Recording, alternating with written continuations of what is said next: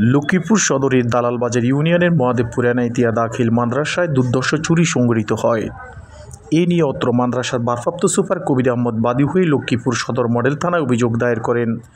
অভিযোগ সূত্রে জানা গেছে, মাদ্রাসার নতুন ভবনের শৌচাগার হতে পরপর 2টি পানির মোটর চুরি হয়।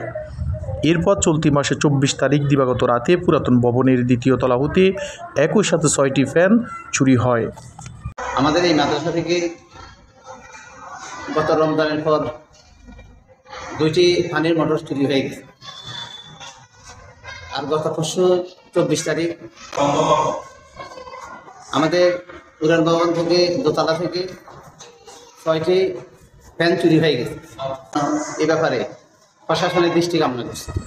প্রোগ্রাম ডায়াসের উপর দাঁড়িয়ে ফ্যান চুরির ঘটনা ঘটায় চোর।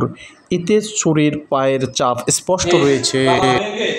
এই যে উপর থেকে আমাদের বক্তৃতা দেওয়া ডেস্কে দাঁড়ায়, উপর থেকে 6টা ফ্যান এখান থেকে খুলে নিয়ে গেছে।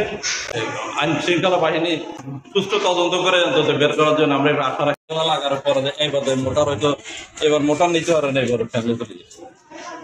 তাহলে এটা আপনাদের সন্দেহভাজনের তালিকায় কেউ আছে? এখন প্রতিষ্ঠানের আশেপাশে তো আমাদের অন্যান্য প্রতিষ্ঠানের সিকিউরিটি গার্ড আছে। আসলে ব্যাপারে আমরা ব্যক্তিগতভাবে সন্দেহ হয়তো করতে পারি। আশেপাশে কিছু পোলাপাইন আছে যারা বিভিন্ন গাঁজা খায় বা এই গাজরি, তারা বিভিন্ন এই ধরনের অপকর্মের সাথে জড়িত হয়। আইনগত এটা ব্যবস্থা দিবেন না? আইনগত ব্যবস্থা দিবেন কার জন্য?